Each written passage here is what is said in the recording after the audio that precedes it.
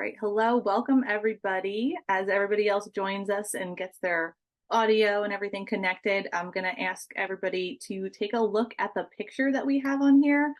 See if you can solve the mystery. Take a look at what you notice. Think about things that you wonder. We're going to do a quick kind of sourcing activity to start out, and then we'll get into more introductions. But I'll give everybody a couple of minutes to take a look at this first. All right, I see some people starting to add into the chat, so take a couple minutes, take a look, see what you notice, figure out what you wonder, if you have any questions. Ooh, I'm loving everything that I'm seeing so far. You are noticing more stuff than I definitely noticed the first time. I think this is why group activities are always good, because I know in the classroom, having a bunch of kids working on this, just like a bunch of teachers looking at this, it definitely, you pick out more information than just one person will be able to see. Give you another couple seconds, and I promise we'll come back to this picture in a couple of slides, but I do, in another minute or two, want to get started with some introductions. Okay, so I am going to change the slide. I promise. Like I said, we will come back to the picture. Okay, so we'll definitely go into a little bit more detail and look through what everybody's putting into the chat about this mystery.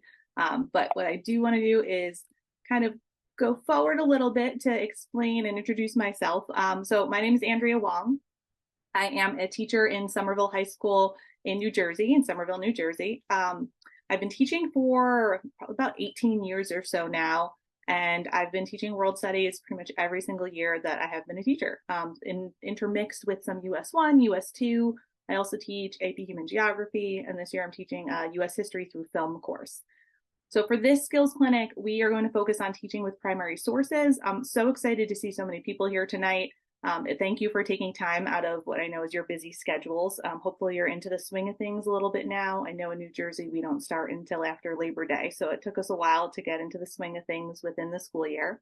I also want to introduce today Megan Suits, who is also here from the OER Project, and I'll let her say hello. Hello, everybody. As Andrea said, my name is Megan Suits. I am a teacher here in the state of New Jersey, but I also work with OER Project on the professional development side of things. So I'm just here for support in the chat. Yes, so if you have any questions at all, definitely feel free to put them in the chat. You can also unmute and just ask at any point in time. While I'm presenting, I don't always see anything coming through the chat. So Megan is definitely going to take a look. She'll let me know if there's any questions to address, or sometimes she'll just answer them. She'll also be sharing different links with you as we go through. So to get started with our agenda, obviously we have to have some objectives. No teacher presentation would be fulfilled without having some objectives. So what we're going to do today is we're going to focus on learning the OER approach to sourcing and the corresponding tool. So sourcing is our main focus today. I know that my students always have a hard time with sourcing, and it's a really good skill to focus on throughout the year. We're also going to discuss and share interventions that can support student understanding of sourcing. So if you do have some students who are having a difficult time, we can look through like, well, how can we tweak some things? What can we have them focus on in order to help them out a little bit more? And we're going to explore various implementations of the sourcing tool that you can, and ways that you can use it in your classroom. So whether you are, an OER project teacher, or if you teach something else like US1, US2, then this is definitely still a tool that you'll be able to use within your classroom. So we're going to start just with a quick overview. We're going to go back to that icebreaker of looking at that little scene. We have our OER approach to sourcing. We'll take a look at practice and the checklist. We will do an intervention roundtable. We're going to have a couple different breakout rooms for you tonight so that you can work individually with a smaller group, and that way you can kind of get some practice with it. We'll go over some tips for success, and we'll figure out some ongoing support, some next steps, talk about some future PD, and then we will wrap up. So some norms, you can definitely unmute. You can also use the hand raise feature if you would like to, so that way we can see, and again, just put any questions that you have into the chat as well. Ask questions. This is why we're here. We're here for you to be able to ask those questions. Use the chat. Also, you can share anecdotes. If you have any resources, then you can definitely put those in too. We like to collaborate, especially at OER Project. I know a lot of teachers like to collaborate, so share away. If you can have your camera on, that would be great. It's always nice to be able to see people that we are talking to. I know She looks a little bit embarrassed by it. I guess that's not it. if you were able to, if you were teaching at all during the pandemic, I know how hard it is to kind of not be able to see everybody. So cameras on is great. If you can't, totally understandable though. Collaboration is key to everyone's success. Personal needs come first. So if you need to step away for a couple minutes, definitely do that. If you need to grab a snack, have something to eat, obviously do that too. And then this time is for you. So, this really is, we're hoping to help you with your teaching, with your classroom practices. So just let us know anything that we can do to help you. All right, so let's go back to this mystery. I'm going to give everybody another minute or so, read through what everybody has put in the chat so far, see if there's anything else that you notice, see if there's any other questions. If somebody noticed something, do you have any questions to go along with it? So just take another minute and see what else you can see. So we also added a couple extra questions for this activity now. So we had, what did you notice? What did you wonder? But now we're asking you to extend that a little bit, right? What happened? What was the order of events? And then eventually, how does this connect to the process of sourcing, which I'll get to in a minute. Unfortunately, I don't have the answers for you, right? A lot of your questions, this is more just an activity. Like, why did we start off this way? We're really doing this because you're coming cold to a document that you haven't seen before. This is what we do with our students. We give them a document that they've never seen before, and we ask them to do this type of sourcing activity. We present these sources to students. It could be a text, it could be images, whatever it is, different types of documents, different types of text. We want them to be able to kind of put on detective hats. We want them to solve the mystery. We want them to have their curiosity be what digs them a little bit deeper, what makes them want to discover more about what's going on in the source, and also to how it can help us solve different types of questions or answer some questions that we have in our exploration of world history. So that's why we had you start with this. I love all of the things that you were able to come up with, all those different ideas. Like I said, when we work together, we definitely see more than what we would see just individually. So it was really interesting to see what everybody came up with for this. So the sourcing process, let's get into that. So why source analysis? Source or document analysis, it really is the first step that we have to do when we're working with primary sources. It's so hard for kids because they don't want to read that little blurb at the top. They don't want to take a look at the date that it was written or who it was written by. These are all things that as historians or as teachers, we naturally start to do. And students, they get it and they're like, all right, well, what do I have to figure out? What's the answer, right? They just want to take a look at the document itself. They just want to read. And I tell them a lot of times, if you look at that first part, if you look at that sourcing information, if you really take some time to think about what is going on during this time period, it helps you understand the document so much better. So teaching your students to think through primary source documents helps them with their contextual understanding, which I know context is another thing my students struggle with a lot. It helps them extract information in order to make informed judgments. So that's part of it too, is they have to be able to be informed about a document to really understand it. The first few times that you ask students to work with these primary sources, if you haven't worked with them before on primary sources, or if they haven't worked on it recently, if it's, they have to dust off the cobwebs for that, it's really helpful to model careful source analysis if you point out all those different steps that we mentioned, right? For pretty much every single time we want to take a look at a source, we want to meet the source, we want to observe the parts, we want to try to make sense of it, and then we want to be able to use it as historical evidence, because that's really what we're taking a look at sources for. We want to be able to understand history a little bit better.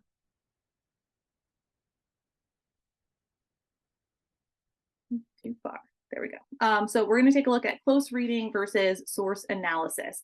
So I know that the last skills clinic you had one on close reading. Even if you were not at that one on close reading, that's okay. But we unpacked this idea of the 3 close reads. So there's different types of ways that we can read a document. The very first time we take a look at it, we skim for it, right? We look for the gist of what it is. We look at the titles and headings. We look at the images, the captions, the graphs, the tables, anything that we can see that's more visual as a quick preview of it. The second read is really where we're trying to understand that content. So we're looking at vocab. We're looking at what is the major claim? What is the analysis? How can we provide evidence for it?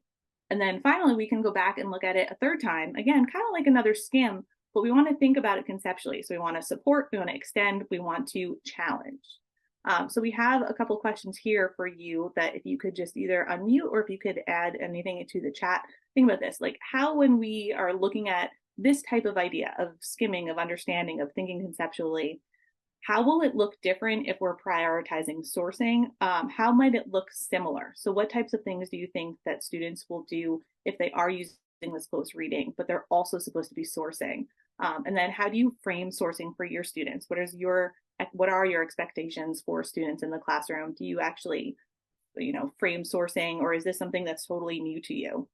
It'd be great to know if this is something that's new to you as well. So take a couple minutes, again, think about those, add to the chat. This one's a little bit more deep dive into your own teaching practices. So I'll give you a minute or so for that as well.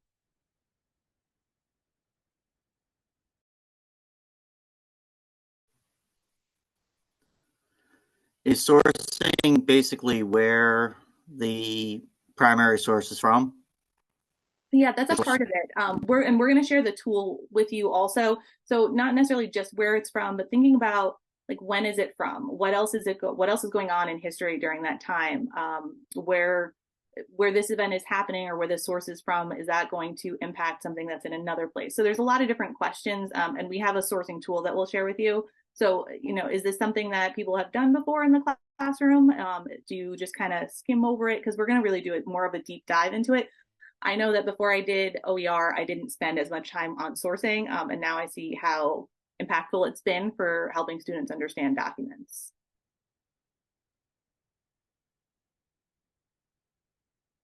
So give everybody another minute. I see some things popping up in the chat, so give everybody another minute or so to respond.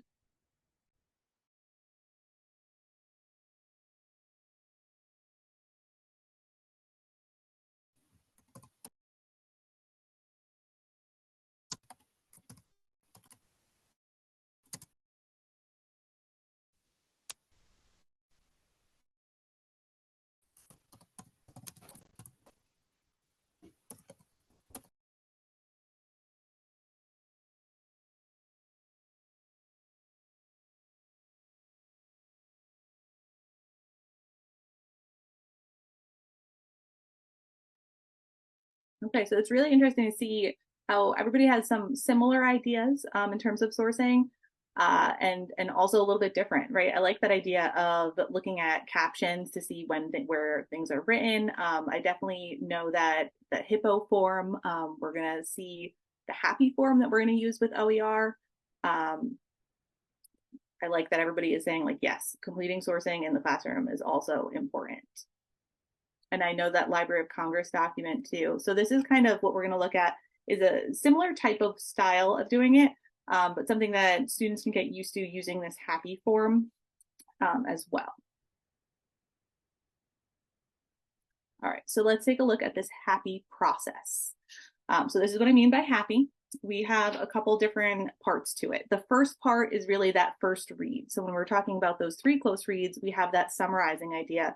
The part 1 is that pre-reading questions. So you're going to scan that document, you're going to read and review the document, you're going to try to write a quick summary of the source. So when you're giving a source out, it obviously would most likely have to do with a unit, a theme, some type of guiding question. You're not just giving out sources willy-nilly for no reason. There's going to be something that you're giving that out for. So students at that first kind of summarizing, first reading that they can do is to try to relate it to whatever it is that you're teaching at that point in time.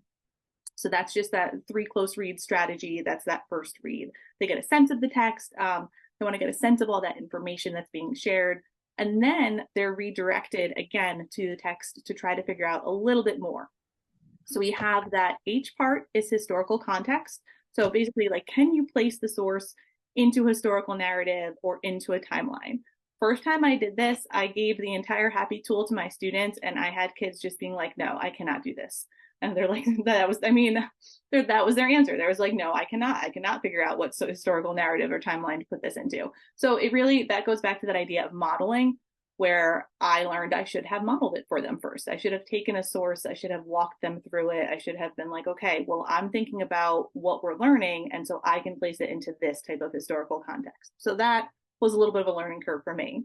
Audience was something that they did a little bit better with. So basically, who is this created for? Was this published for somebody to read? Was this something that was a private letter? Was it, something that was specific for one person? Was it something that was private that somebody wrote in a journal or anything like that? So just who is the audience, and then kind of how wide of a range is the audience? Is it something that was meant to be private but then was shared publicly? Because all of that will play a role within this as well. The first P for happy is is purpose. Point of view and purpose are the two P's. I guess you can kind of interchange them. So point of view, for that, can you identify anything about the author that might explain why they wrote this?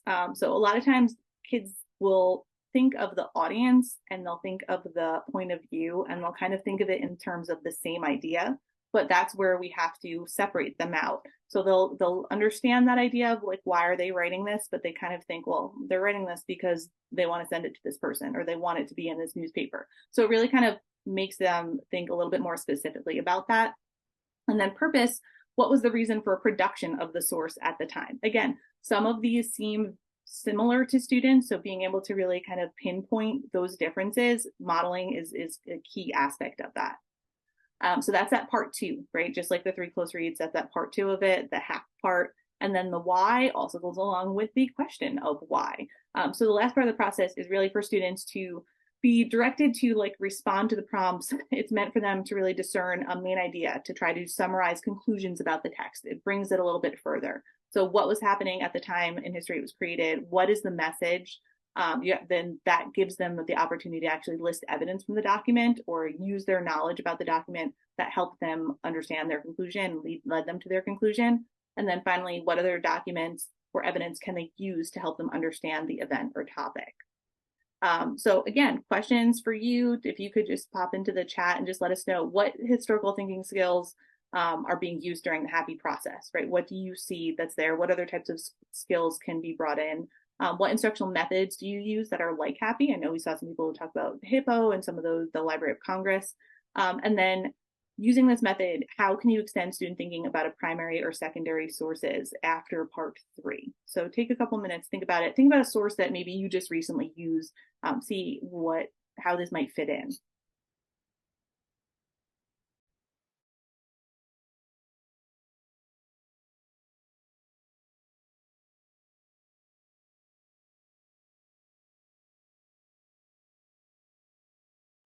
Okay, so I'm catching up on some of those the chat too. So I like that idea, right? The who, what, where, when, why. If students really get stuck, going back to those is definitely a great thing for them to think about. It's definitely something that's easy for them to remember. The first and second, very similar to the new vocab. And then I see that question about using it for artifacts found in a museum. I really think that this could be used for anything. When you are looking at artifacts for a museum, you do have those same types of ideas. Maybe it's not necessarily reading a document, but studying a painting. Images would go along with the happy process as well. It's a little bit of a tweak of the skill, but definitely something that could be used. I see how people are relating it to contextualization and corroboration. I love that idea of tying it into themes from the text that connect with today. I always try to, if I can, connect things with today as much as I can. Again, contextualization. So all these are great. Oh, historical interpretation. That's a really good one too. So a lot of different ways that we use things like this in our classroom. I actually did something with not with an OER class, but with my US history class today. We did a mystery document. So they learned a lot. These are the sophomores. They had World History Project last year as freshmen. And beginning of the year, I'm trying to make sure that they remember some of those skills. So I did a quick activity where I gave them 5 different sources, very short, 1 paragraph sources, all primary sources from the Boston Massacre. This was an event that I knew that they had learned about before. They learned about it in middle school. I feel like they learn about it a lot. I feel like they always know a little bit about, they're like, oh yeah, the Boston Massacre, okay. So what I did was I gave everybody a different source. So I had 5 altogether, and the person had to read their source, and they had to try to answer some of these questions. They had to figure out historical context and audience and point of view and purpose. They had to figure out what was the event that this is talking about. And when they only had that one source and they didn't have all of the information because they didn't have the context, they didn't have that background, then they struggled. They couldn't figure out what it was. The second I put them into a group where they had five people together and 5 of those sources and they could corroborate and everything, then they were like, wait a second, like we learned this. They were talking about how they drew pictures of it. They were sketching pictures of it. They were so excited that they could figure out what it was.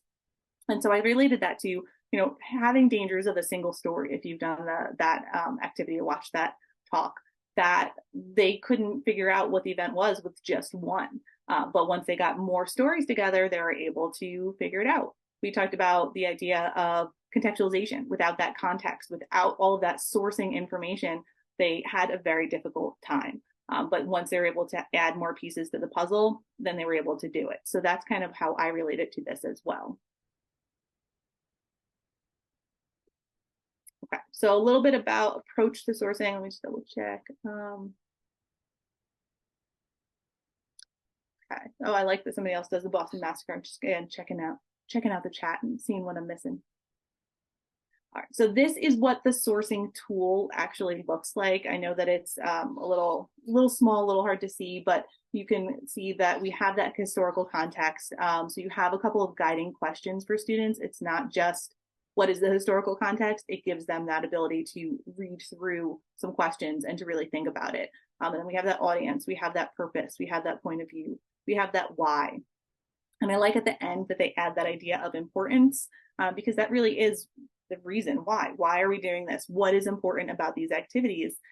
It is really something we have to do all the time. It helps them remember. If they get used to this tool, then they're able to remember all of the things that go along with it. I know that sometimes it can seem to students are like, oh, like we have to do this again, because they get so used to doing it by the middle of the year, towards the end of the year, that they don't necessarily feel like they have to write everything down, because they know, they're like, we've done this already. Like we know what to look for. And because they do get kind of like trained in it. I know at the beginning of the year too, I usually pick 1 or 2 parts, 1 or 2 columns that they have to use. So they only have to focus on historical context, or maybe I tell them this time we're only going to focus on purpose. So it kind of helps them get used to the tool little bits at a time. And then, like I said, by the end of the year, if they're like, we know this already, like we don't need to do this entire thing. And that is where we have the quick sourcing tool. So we have a little bit of a adapted quick sourcing tool. So that way, if you do have something where they need to be able to understand a little bit better, teaching AP classes, they don't have that much time to be able to read through these sources. So it gives them that ability to use this quick sourcing tool as well. So I know Megan just dropped those 2 links in the chat, so you can take a look at them a little bit more. Okay. Now I want you to take a look at the 2 and let me know, what are the differences that you notice between the sourcing tool and the quick sourcing tool? When might you choose to use the quick sourcing tool instead of the sourcing tool itself? I know I kind of already said my answer, that I wait till the end of the year to use the quick sourcing tool when students are a little bit more used to the sourcing tool. But in the beginning of the year, is there a time when you might say, all right, nope, we're going to stick right to that quick sourcing tool? And what are some of the benefits? What are some of the drawbacks of each tool that you see, just from a kind of like a cursory glance at them? So again, I'm going to give you a few minutes to really look through those sources, open up those links, and then let us know. Again, either unmute yourself and say it out loud, that's totally fine, or you can put it in the chat as well.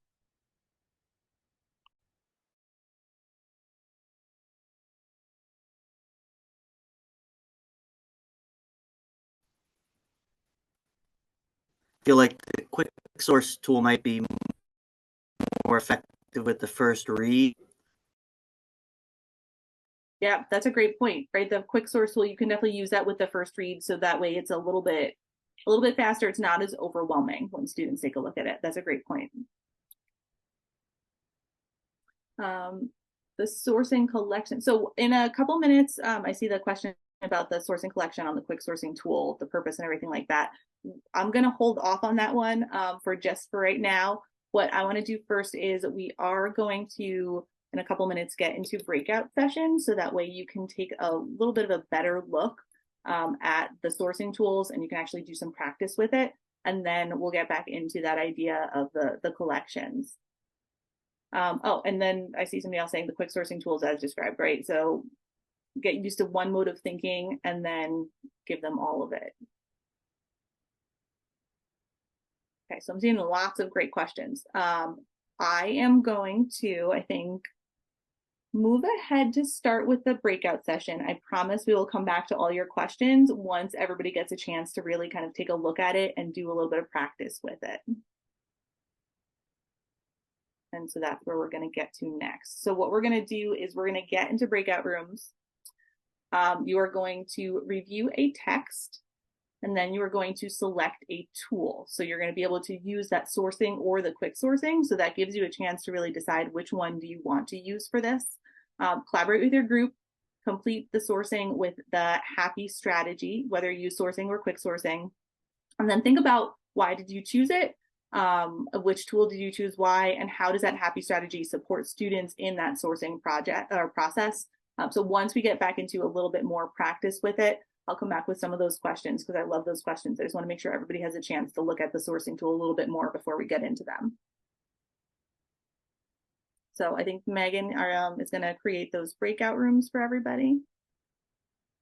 And then I'll pop in and see what questions everybody has in each of the breakout rooms as we go.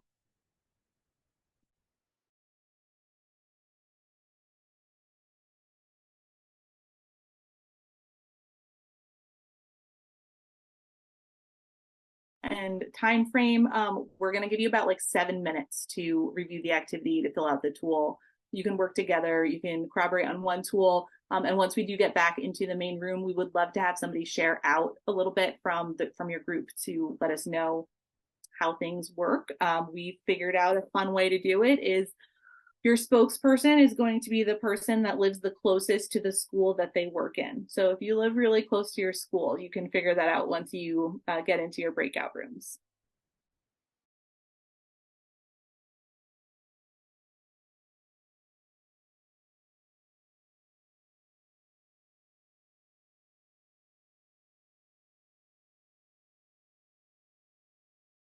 Okay, so I know everybody is now starting to join us again. Again, we're gonna take a couple minutes, see if there's anything that you can add into the chat, that would be great. Or if you want to unmute and you can be the one that shares out. I heard some great, I wasn't able to get to every group, but I did hear some good conversation. So if you just want to pop into the chat or just let us know, I would love to hear more about what you thought of the sourcing tools.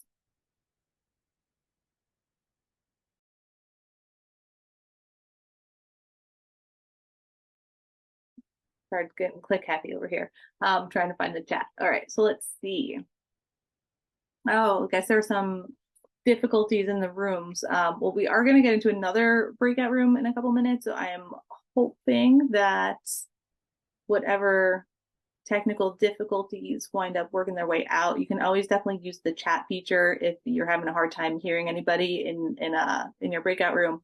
I know I was able to get to some of the rooms, so even if you weren't able, if you don't feel like sharing out right now, a couple of things that I heard was just people talking about the different applications for when to use the sourcing or when to use the quick sourcing, possibly just to, at the beginning of the year, not overwhelm students to maybe use the quick sourcing strategy and then have them get used to it. I was happy to hear that a lot of people thought their students would be able to actually use the tool and answer the questions and be able to get a bit of a deep dive into it.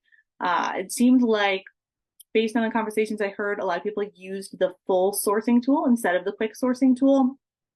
So I think that, as long as you're able to figure out which one would work best for you, some of the reasons why, just to really be able to dive deeper into it. And then going back to that question from earlier about the sourcing, there's several different documents that you can use with the sourcing tool, with the quick sourcing tool. And one of the things that you can do towards different time periods, it depends on which course you're using, but they will give you a group of documents that you can use for the quick sourcing tool. And so that's one thing that I think is really helpful. That's the sourcing collection. So they give you several different documents that are about the same type of topics, kind of like what I just mentioned I did with the Boston Massacre. And you can figure out with that quick sourcing tool, you can either guide students and have them and tell them which parts of the quick sourcing tool you wanted them to focus on, or you can just kind of let them do it on their own. It would be a great discussion to see how students if they did use different types of strategies with the quick sourcing, how their interpretation of the documents actually differed. So that could have some really great discussions as well. For the different collections, it's going to be a little bit different for each of the collections. So I'm not sure if all of them are primary sources. I know that there are some that are primary source collections. I'm not sure if all of them are though. So that's one thing I actually have to take a look at. I teach the origins course, so I know that there's different sourcing collections for each of the different types of courses. So I think it depends a little bit on that as well. So the oh, and I see that you like the idea of modeling, Susan said, assigning it in groups to start. That's definitely helpful. You know, use that collaboration, have them help each other, have them talk to each other. It's always nice to be able to listen to those conversations taking place. What we're going to do next is we're going to actually do, like I said, another breakout room. For this one is we're going to take a look at an intervention session. So the sourcing feedback form is here. What this is, I love this feedback form. It is so nice to be able to just kind of have those check boxes, but also have a place to give notes for students about what they could do better, or what they could, how they could extend their work, where they might need to focus a little bit more next time. Maybe they're really great at figuring out the audience, but not so great at figuring out the purpose. So it gives you a really quick checklist as well, so you can give them a little bit of feedback. You can see what, as a group of students, maybe there's a mix within your class, and the next time you say, all right, well, this group of students was struggling with purpose, so you can either have them all work together on purpose, or you could have them, you know, somebody who's struggling with purpose and somebody who's great with purpose work together and do a little bit of collaboration with that. So what we're going to do is we're going to do another breakout session. During this next session, what you're going to do is you're going to review a sourcing assignment. So we have some student samples. This was a happy tool that was completed completely by a student.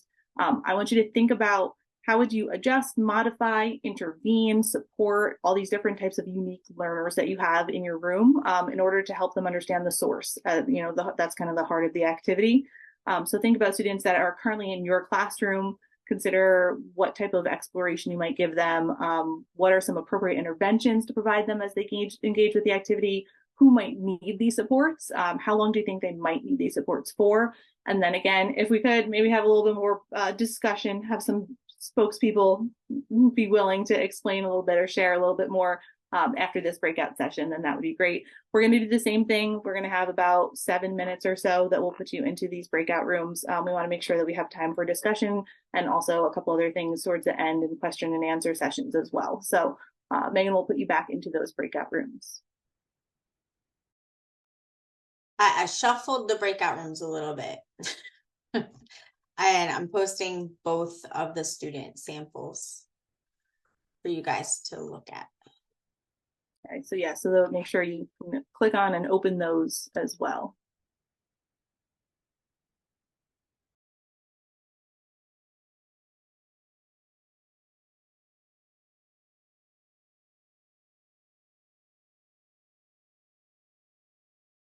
I don't want to deal with Chinese companies right now because of the communist government running them. All right, welcome back, everybody. So thank you for participating and trying to take a look at the interventions that you would have. Now, I am always looking for new strategies and new tips to use with students who might be struggling with different types of skills, sourcing being one of them. If you have anything, this is where please share it out. Let us know what your ideas are. Again, feel free to unmute, or if you want to, just kind of put down a couple ideas that you had in the chat. Based on those couple of different samples that you saw from the students, what would you do? How would you intervene? What strategies would you use? Like I said, I would absolutely love to hear what people do.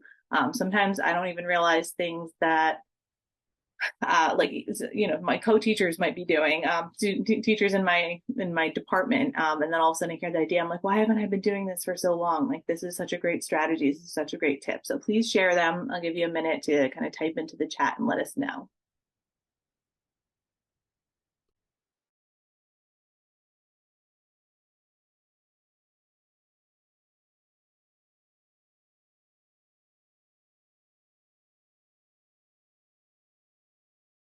So for the first one, maybe like do like some small group work with that, like not just like independently, but kind of like group work until they more master the skill.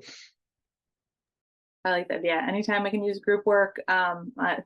Just also side note personally, right? My school district just went to block scheduling, so I am trying to add as much student interaction as we possibly can, so that they're not falling asleep in their seats for 80 minutes. So that's a great idea. Yes, I am liking the block. It's definitely an adjustment, but yes, I do like the block so far. Oh, students looking at each other's work and giving feedback instead of it always being teacher directed. That's a good one too.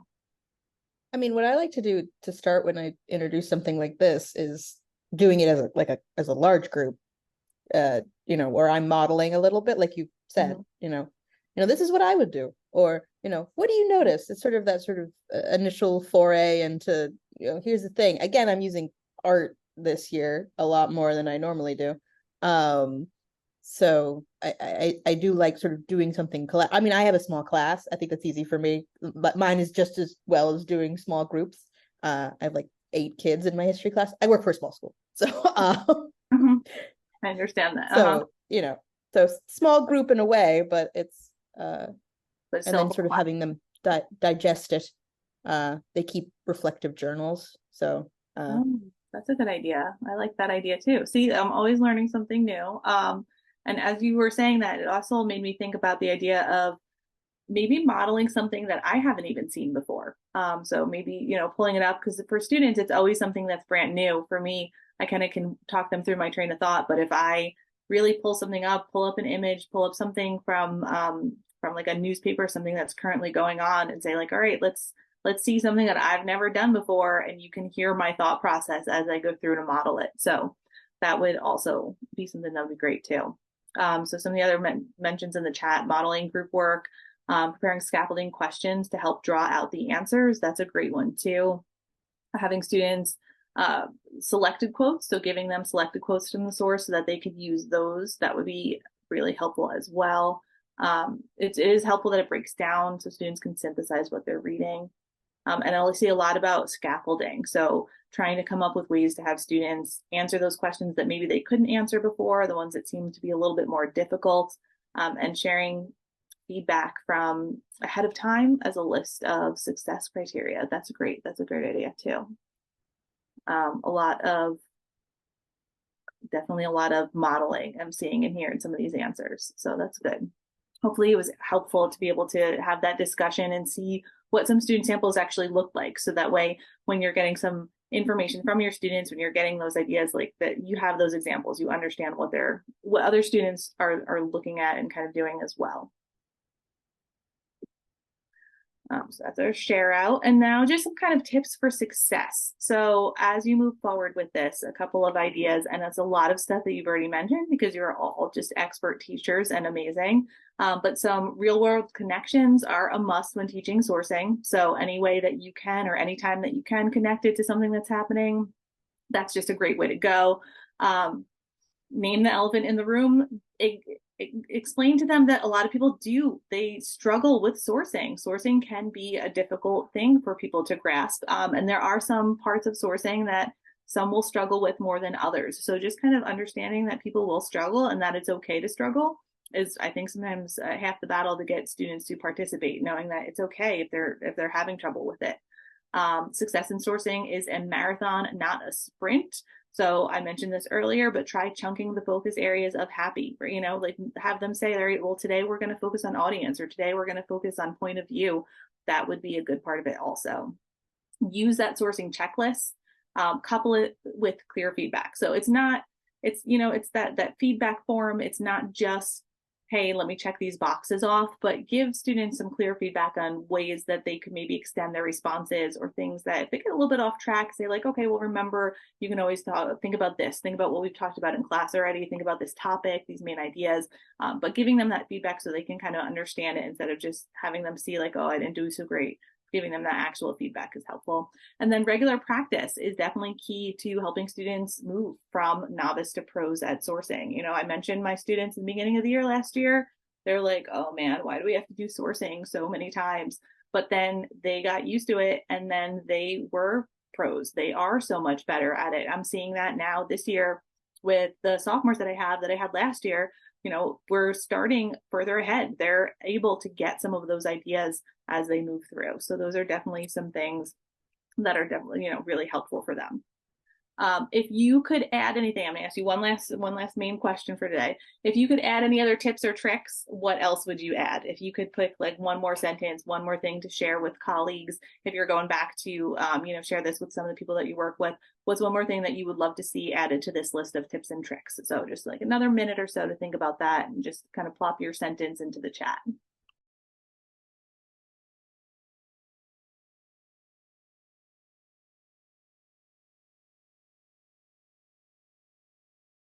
So even just without anybody kind of adding anything, I see some kind of popping up now, but what I'm seeing is a lot of people are talking about using student samples. So I would definitely maybe have that be added as a tip or trick, because that's something that I see a lot of people putting up. Using those student samples would be great.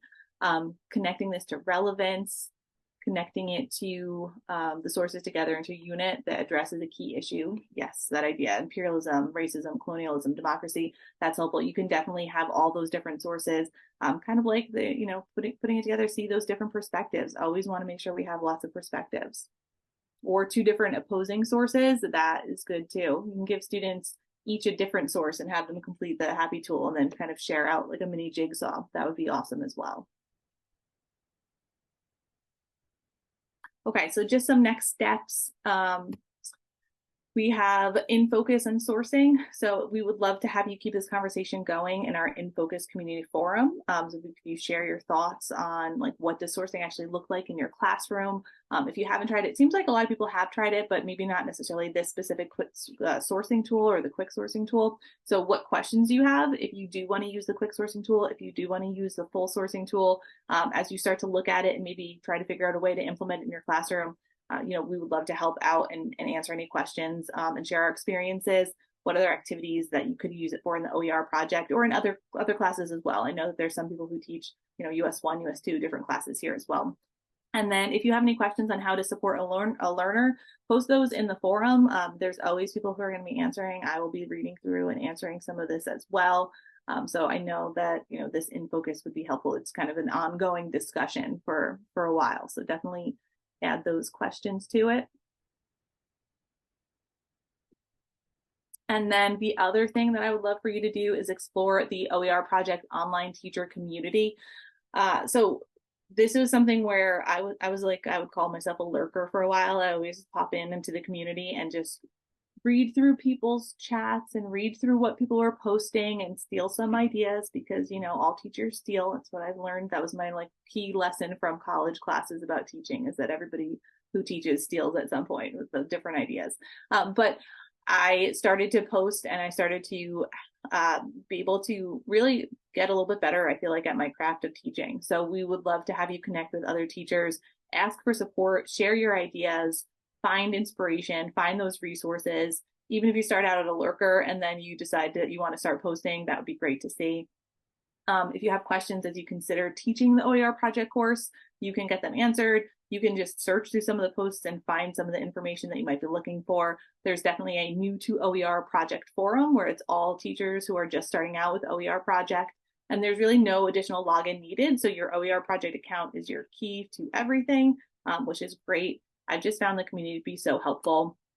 And I just would love to see more people kind of join in as well. So I know Megan did post the in focus for the sourcing thread and also that OER project community forum. And so I think that definitely check those out. I think that they are underrated. So I would highly recommend. And if you are ready to learn more, you can definitely check out other professional development. You obviously know where to find it since you are here tonight, but you can learn more about the OER project course offerings. You can start to plan your year. You can investigate different tools that might help you support your students' acquisition, and enjoy other exciting information through our OER Presents sessions, or the OC for Social Studies Conference, which happens in August usually. So that one's as good as well. There are definitely some videos. So, there's the live PD like this, but there's also videos that you can watch for other professional development. So definitely check that out. And I know we are ending early, but I'm sure that nobody's going to mind that much. I know that it is Wednesday and we still have a couple more days of the week. So feel free definitely to stay. If you have questions, let us know. Happy to help. And then, with whatever questions we can have and answer. But if you are all set, then you're welcome to log off. Thank you so much for joining us tonight. And Megan, thank you for moderating the chat and putting all those links in. It was really exciting to see so many people here, and we hope to see you at future PDs as well. Thank you. Thank you.